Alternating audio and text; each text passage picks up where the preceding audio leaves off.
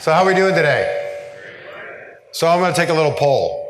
How many folks in here consider themselves requirement owners or mission owners, vice acquisition people?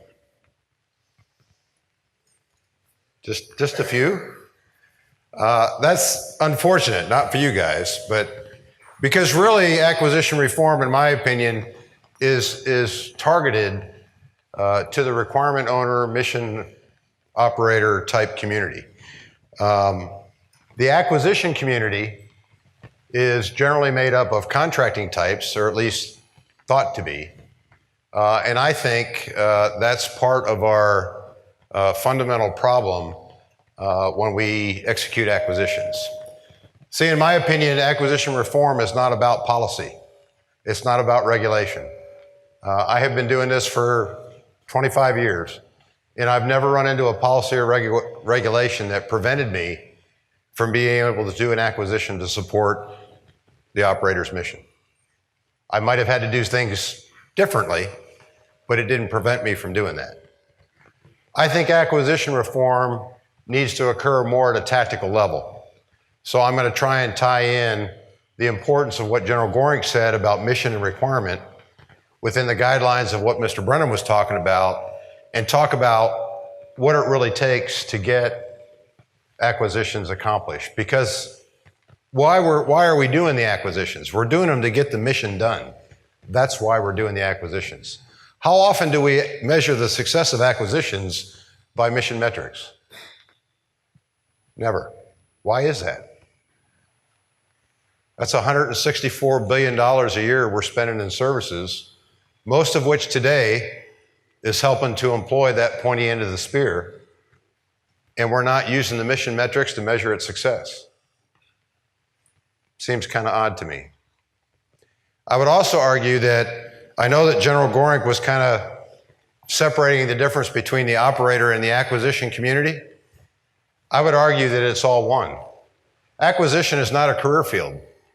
It's a process. It's a means to an end. It's a way that we choose to get something done in support of a mission because we don't have the in-house resources to do it on our own. And we want to leverage industry because they do have those resources. Acquisition is a team sport. And one of the things I think we fail to do is realize that it's not about contracting. Very vital, important role, believe me.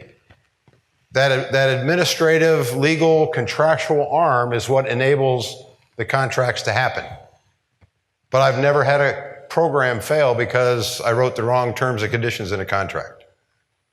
I've had them fail because I either didn't spend enough time in the requirement area, or I wasn't in bed with the requirement owner enough to understand what that requirement was. Or I didn't have some other team member available to me so that when I did post-award execution, I knew we were getting the mission done. So what I'm going to try and do today is talk about 3 areas that I think we can do in acquisition reform, particularly for services, that don't require Congress, that don't require Ken's team to change policy and regulation, but only requires each and every one of us to think about the acquisition process and how we execute it, and how we can do that on a day-to-day basis to get the mission done, because that's why we're doing it. And amazingly, in the process of doing that, we do some of the things that Ken's looking for. I can take a $100 million program and recompete it and bring it in at $80 million the next time around. And we've done that to the tune of about $500 million a year in many programs. So the first thing I'm going to talk about is how we approach acquisition. And again, General Goring kind of referred to it when he talks about operators over here and the acquisition community over here. And again, like I said, I argue that acquisition is a team sport, and it takes a lot of people to make it work. I think culturally we have given acquisition to the contracting community over the years and felt it was theirs. And I would argue if I have to depend on 60 or 70% of my mission capability to be enabled through acquisition and support from industry, then maybe some of my rated guys need to know about program management and acquisition and be part of that process, because it's enabling capability for me, right? Maybe the logisticians need to do the same thing. Maybe the comm guys need to do the same thing. Maybe we need to start looking at putting together some organizational structures that complement the acquisition process. Instead of keeping everybody in their stovepipe and keeping our tribal hats on, and I think that's pervasive through all the services, and recognize that because acquisition is a team sport, then maybe I need to put together a permanent team and an organizational structure that complements that acquisition process. And I'll argue for the industry side, that makes it easier and better for us to interact with you, because everybody's on the same page. I don't have the lawyers in one room telling me I can't talk to you.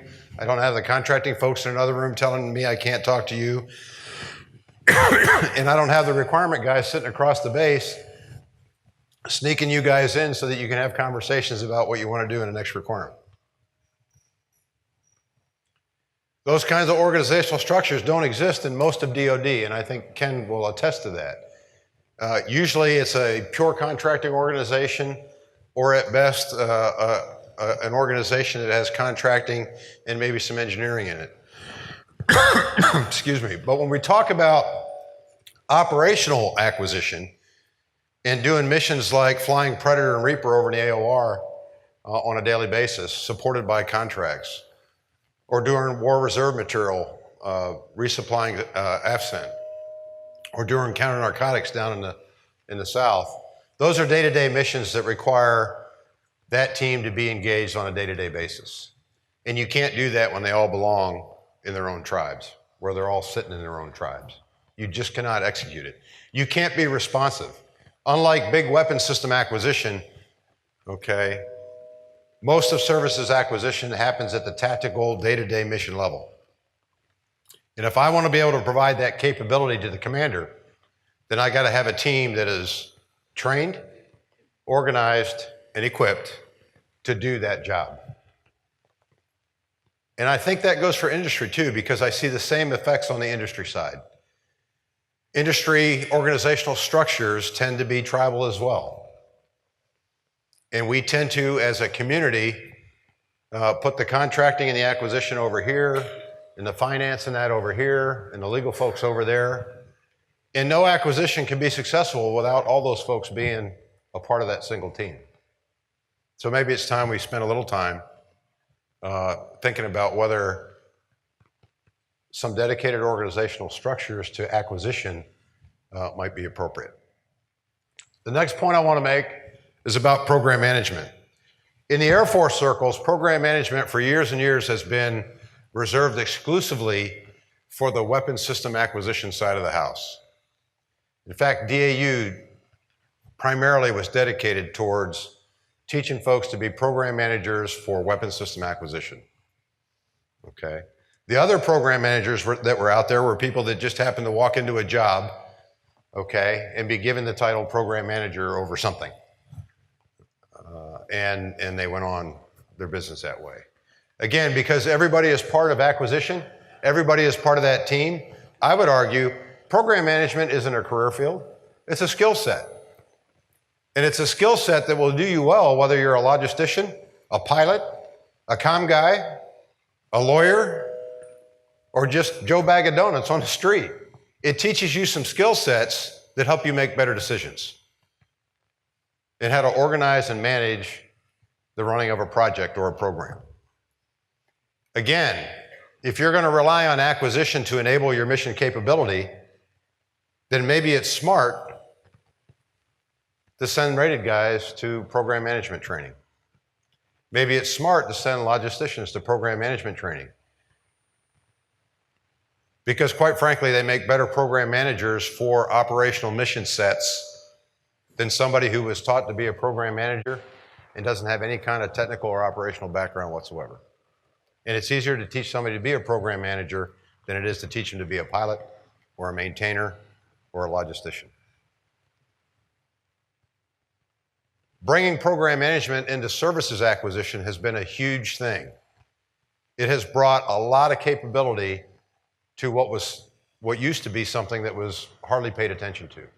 Because services that we did back in our day, when you went on a base was grass cutting and laundry services and dining hall. Well, that didn't keep the airplanes from flying every day. Today, that is not the case. The T-38s that you see flying around Langley, all done by contract. Enabling red air, adversary air against the F-22s. Happens every day. If the contracts and the acquisitions and the program manager isn't doing his job, they're not flying. It's that simple. There was a time when 34 of the combat air patrols of the 60 that were provided by the Air Force over in the AOR, 34 of them were done by contract maintainers on the ground, contract weapons loaders, contract launch and recovery. If they weren't doing their job, we weren't fighting the war. So it's important that we put together the right teams and the right capability, and I would argue that program management is every bit as important to services acquisitions and our ability to do the process, interface with industry, and get the mission done, which is why we're doing it in the first place, than it is on buying an F-22 or a tank or a ship. The last point I want to make is about operational community engagement. And again, this gets back to what we were talking about earlier. Okay? If we let contracting own acquisition, they will. And they'll tell you what you can do and what you can't do. And you will get good acquisitions and good contracts, but you may not get the mission done because you may not have been engaged. It's your requirement, it's your acquisition. It's not somebody else's. Okay?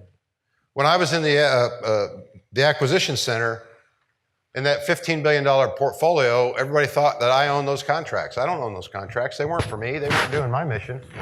My mission was to get those acquisitions to be successful so that I could do the commander's mission. And I need the commander and his team to be engaged in that acquisition and take ownership of that. That's what makes them work. So at the end of the day, acquisition reform to me is not about having somebody in Washington change a policy or regulation. It's about us thinking about what it takes to do acquisition in support of the warfighter so that we can get the job done every day. And I promise you, when you put the right team together in the right organizations with the right training and discipline, you will be able to turn those $100 million contracts into $80 million contracts because you'll be smarter about what you do.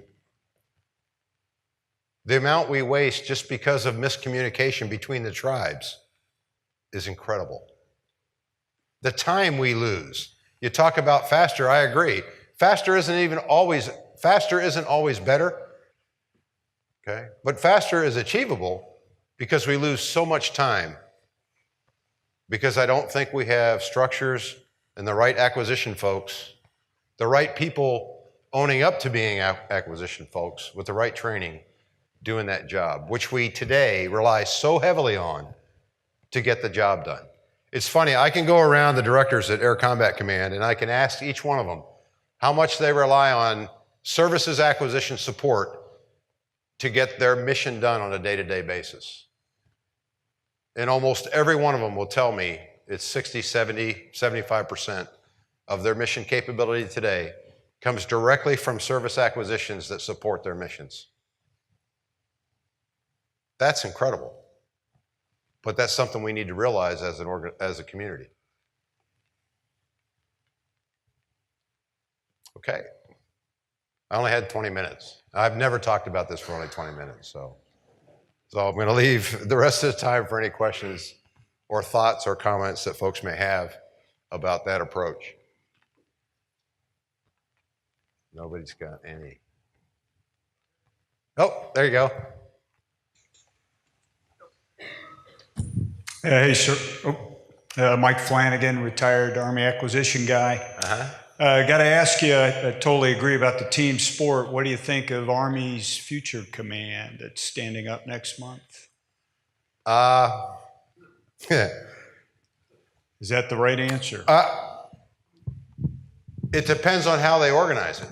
Okay, if they organize it as a pure contracting command, I would say no. It's probably not the right answer because it's not going to be responsive to this guy right here. Okay, I mean, there is value in having acquisition organizations that are embedded with the operational community. Okay, and I think that was one of the keys of why the AMIC there at Langley was able to be so responsive to the ACC missions, is because we were right there and embedded with them, and it worked that way. But I also think, and this gets to what Ken was talking about, so we spent $164 billion in services in DoD, over 14 million transactions. Okay, there's no question there's probably opportunity to cut down on those number of transactions and leverage some buying power, okay?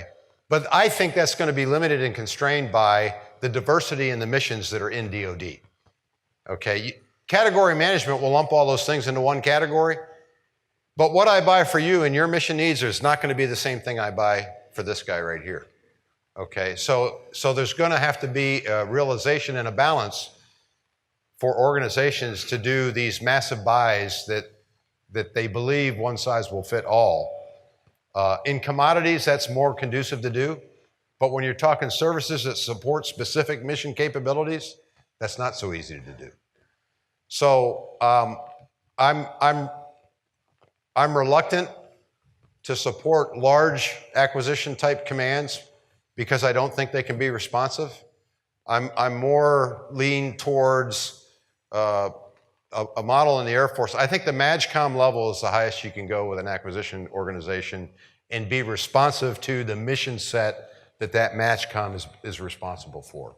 I don't think you can put together an organization that can do it all across any service unless you're talking a commodity or something like that, but in the services arena, because I just don't think it can be responsive.